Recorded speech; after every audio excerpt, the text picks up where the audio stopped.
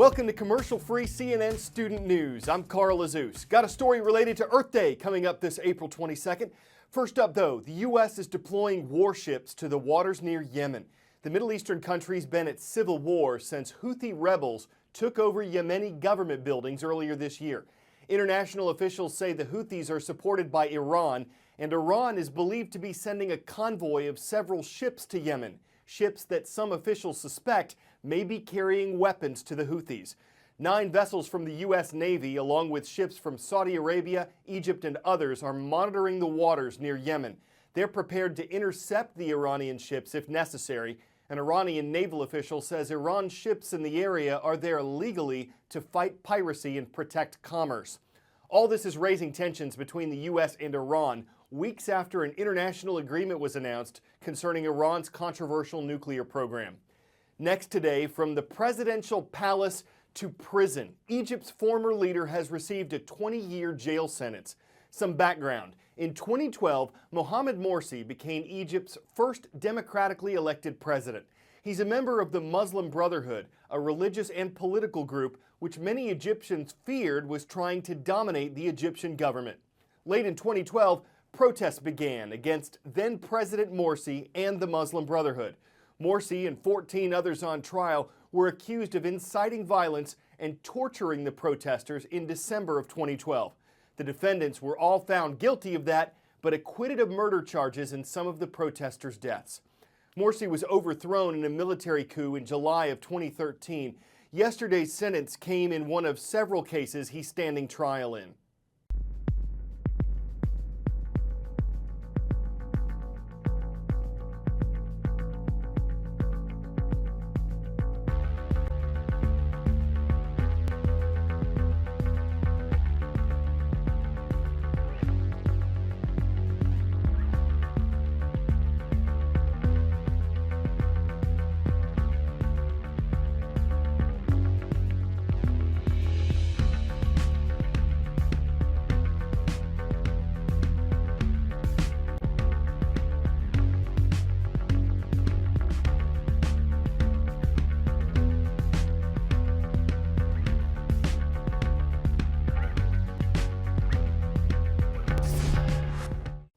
All right, one famous brand you won't find in U.S. stores right now. Bluebell, the maker of ice cream, frozen yogurt, and other frozen desserts, has voluntarily recalled all of its products. Health officials say 3 people have died and 5 have gotten sick from listeria. It's a type of bacteria that in these cases might have come from Bluebell products. Those affected were in Kansas and Texas. The company made gradual recalls in recent weeks. It says it decided to recall everything when listeria is found in different places in different plants. Bluebell says it's not sure exactly how listeria got into its facilities, but the company is planning new cleaning methods, training methods, and testing methods to improve food safety. So what's listeria and how does it get you sick? Listeria gets its name from English surgeon Dr. Joseph Lister. He's famous for introducing sterilization into surgery. The mouthwash Listerine is also named after Dr. Lister. Listeria is a serious infection. It's usually caused by eating food contaminated with the bacterium Listeria monocytogenes, and it's deadly. About 1,600 cases of listeriosis are reported in the United States every year, and about 1 in 5 people with the infection die. If you have listeria, a doctor will prescribe antibiotics. So who's more at risk? At least 90% of people who get these infections are pregnant women, babies, the elderly, and people with weakened immune systems. To prevent it, doctors recommend thoroughly cooking meat, thoroughly cleaning raw fruits and vegetables, and washing hands, utensils, and countertops after handling uncooked foods.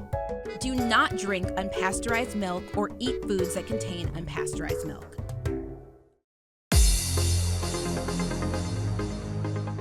Rolling your way next, the CNN Student News Roll Call. We're visiting Milton, Delaware today. It's where the Vikings are setting sail from Mariner Middle School. Traveling down the East Coast, we come to South Carolina. It's great to see the Patriots in the Palmetto State. They're watching at Powdersville High School in Greenville. And south through the Caribbean, we arrive in Honduras. Hello to all of our viewers at Escuela Internacional San Pedrana. It's in San Pedro Sula. In the U.S. and several other countries, Earth Day is marked every year on April 22nd, though some nations celebrate it on the vernal equinox, the first day of spring. It started in 1970, the same year that the Clean Air and Endangered Species Acts were passed by Congress. The focus is on the environment, conserving what we have, protecting plants, animals, and land for future generations, and on finding ways to make better and broader use of renewable resources. President Obama plans to discuss the issue of climate change, and he's headed to Florida's Everglades to do it. The marshy region, the so-called River of Grass, covers thousands of square miles in southern Florida. Out of all of the locations we went for the Wanderlist, the Everglades to me was the most surprising. Lemony fresh.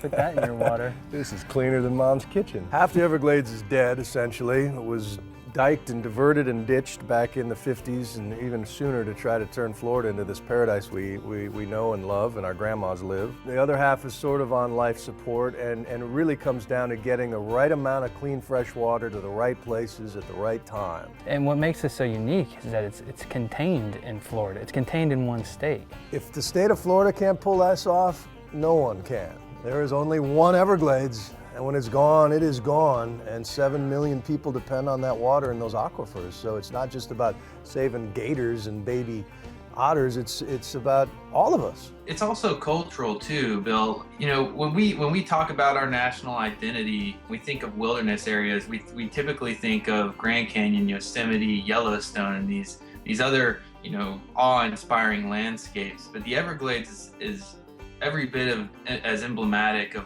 our national identity as any of these other areas. I just hope that people can connect with that and can identify with it and can also learn to embrace it because, you know, we need it. It's who we are. It's very American.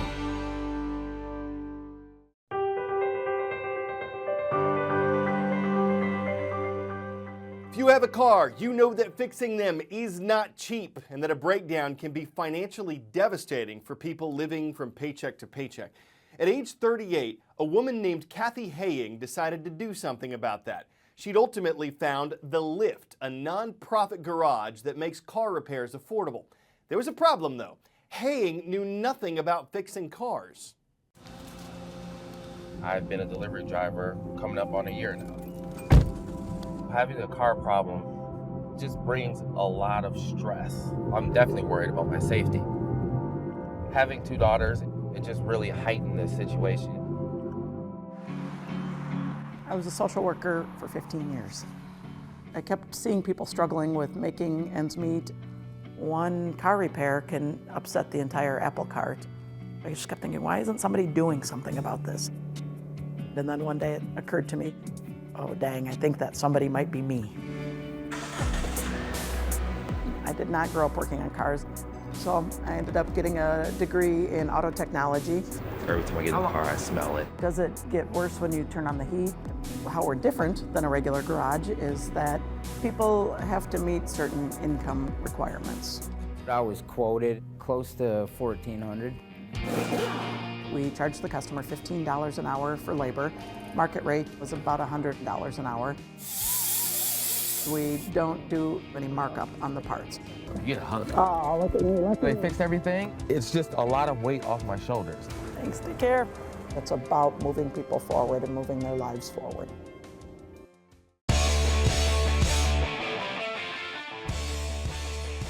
American athlete Tim Tebow is a Heisman Trophy winner, an NFL quarterback, a national sportscaster, and now his likeness is on a pretzel, or imitated on a pretzel, or shaped in a pretzel. Explaining this has me all twisted up.